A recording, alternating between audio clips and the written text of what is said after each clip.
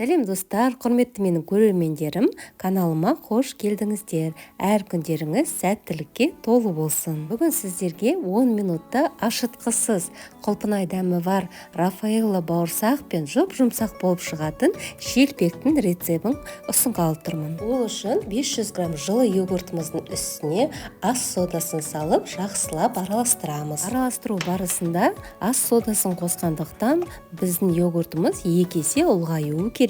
Йогурт 2 есе ұлғайып көпіршіктенгеннен кейін үстіне жұмыртқа, тұз, қант, сұйық май қосып, тағы 1 рет сұйық масса біркелкі болғанша араластырамыз. Ашытқысыз йогуртпен жасалатын бауырсақтың құрамын описание бөлімінде жазып қалдырамын. Үстіне електен өткізілген ұнымызды салып, жұмсақ қолға жабысатын қамыр илейміз. Менде бұл жерде цесна ұны. Достар, каналымның дамуына үлкен үлестеріңізді қоса отыруларыңызды сұраймын. Ол үшін алдымен каналыма тіркелмеген болсаңыздар, төменде қызыл подписаться батырмасын басып және қоңырауша белгісін де басып қойсаңыздар, ең алғаш болып жүктелген видеоларымды көре аласыздар. Осы рецепт ұнаған болса, достарыңызбен әлеуметтік желіде бөлісуді де ұмытпаңыздар.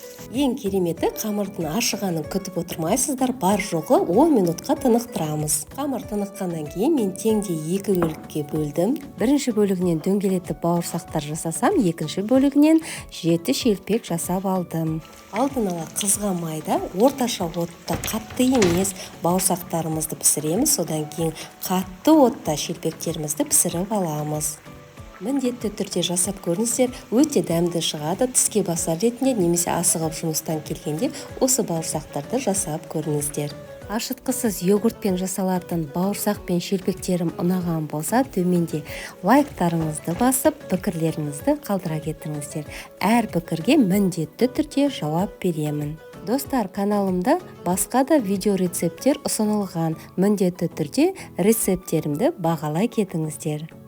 Осымен біздің ашытқысыз құлпынай дәмі бар Рафаэлло бауырсақтарымыз бен жұп-жұмсақ шелпектеріміз дайын. Астарыңыз дәмді болсын. Сіздермен болған Нұржамал.